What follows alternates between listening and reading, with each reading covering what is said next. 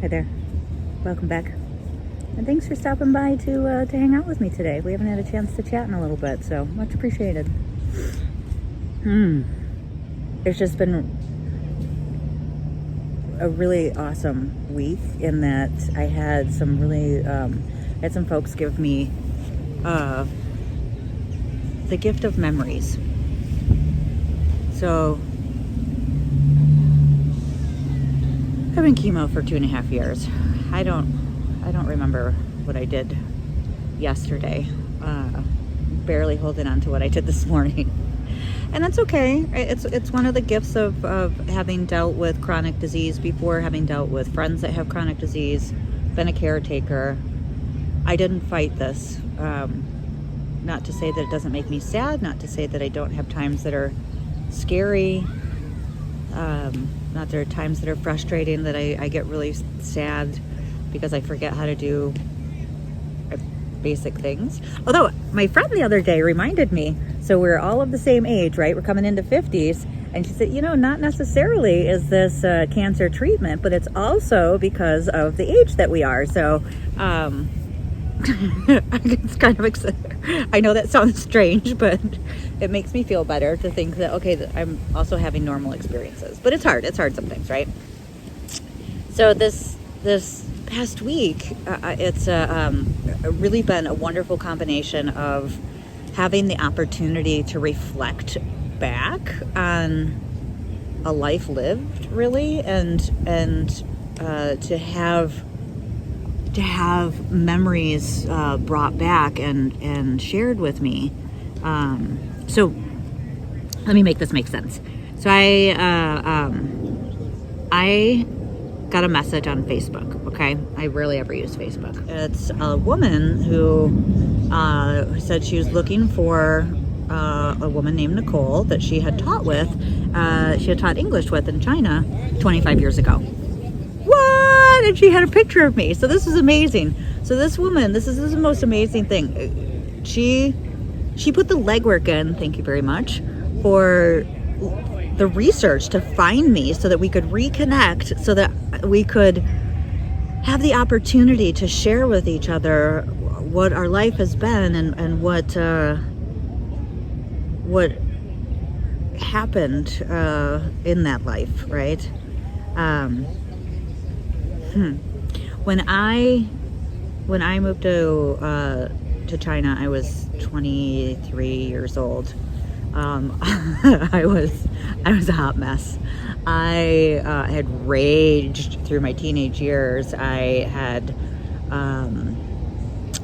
come into my 20s and I was really, really sad. I had lived way too much lives already. As I said, I was raised by emotionally immature parents that did not really get into parenting very much.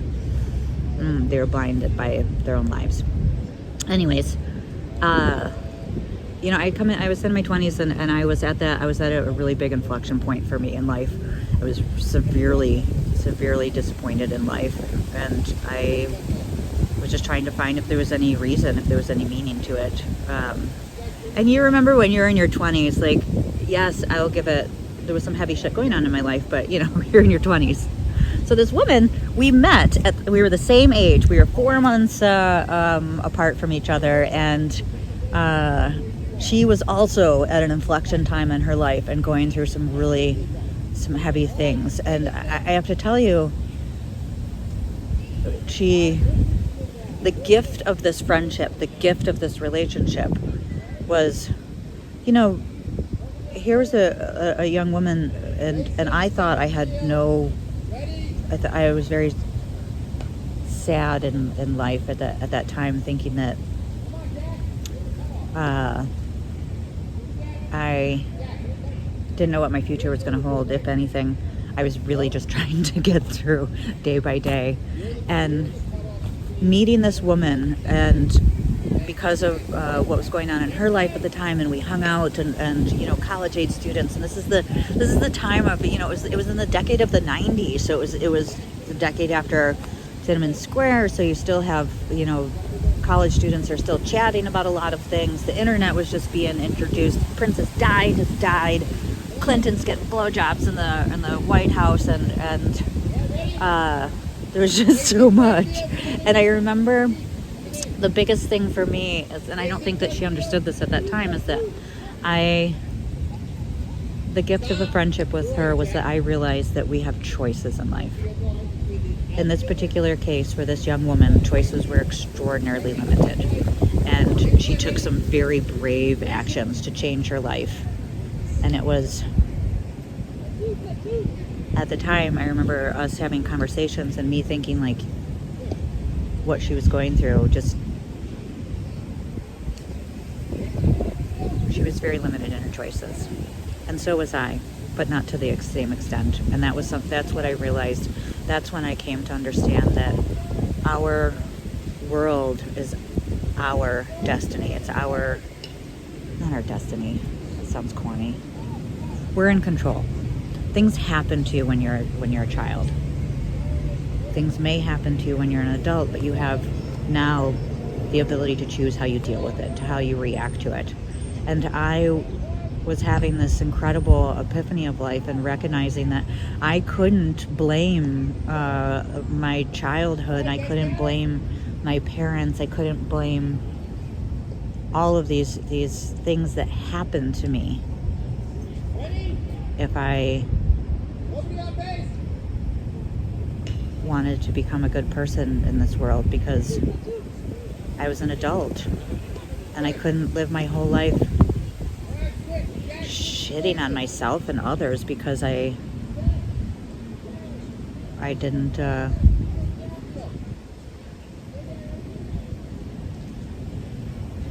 because I wasn't taking responsibility that I was an adult now, and it was time for me to steer my own ship. And I know that I know we all have that. We all go through that in our 20s, right? But it was even more just crazy because of having this wonderful friend and dealing with her, making choices about uprooting where she lived and taking the chance to move to a different city and doing it on her own and doing it at that age. And it's this internet, cell phone, like, it was very brave. It was very brave what she did.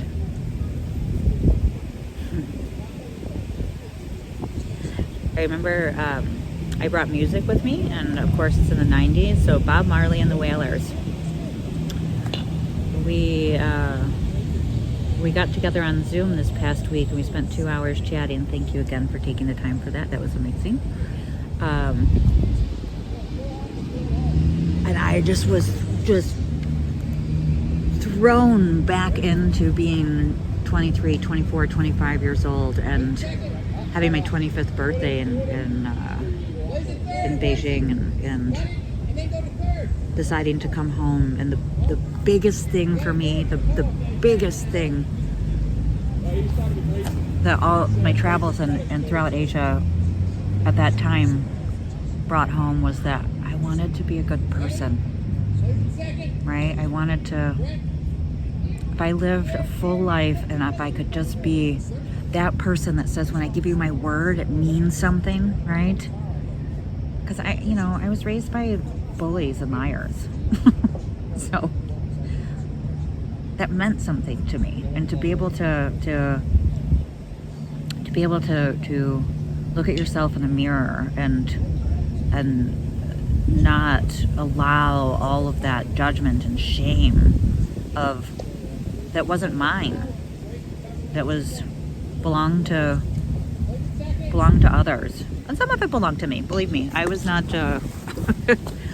I was an asshole. I was raging, full of hurt and sadness, and so I made a lot of poor decisions myself. And I was at that point where I didn't want to do things that made me ashamed. I wanted to be a good person. I wanted to be a good friend to my sister because I hadn't been. I wanted to I wanted to be proud of myself. I know that sounds silly, but it was very, very meaningful at the time. And because this wonderful friend took the time to find me, to look for me, and to hang out with me on Zoom and have these chats, I just have had this flood of this past week of thinking about, I did it. I really had some very profound moments with myself thinking, if I could just be a good person, if I could do good things, if I could make sure that I'm proud of myself, I would have lived a very good life, and I would be happy with it.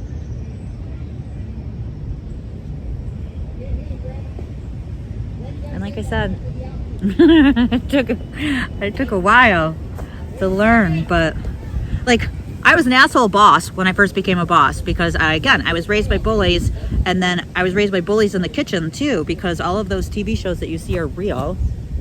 So I definitely, it took a lot to learn. It took a lot for me to learn to create the world that I wanted to live in, right? I think that was the thing, is like, in that time of living in China, I realized I really just wanted to fundamentally be a good person and live a good life, and if I could do that, that would be amazing.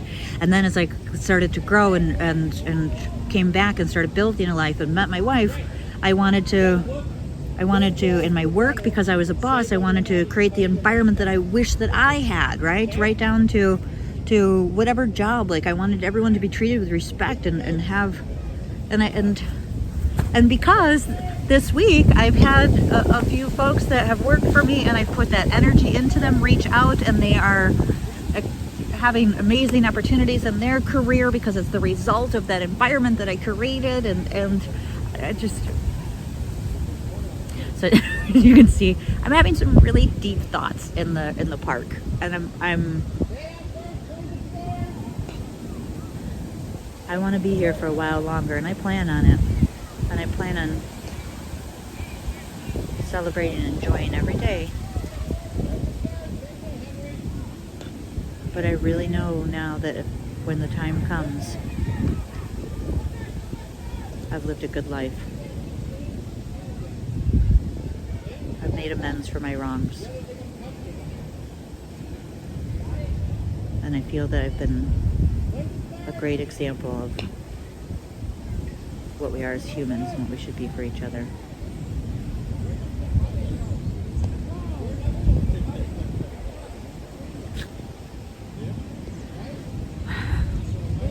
Like I said, thanks for stopping by. I'm going to continue hanging out and watching the kids play softball.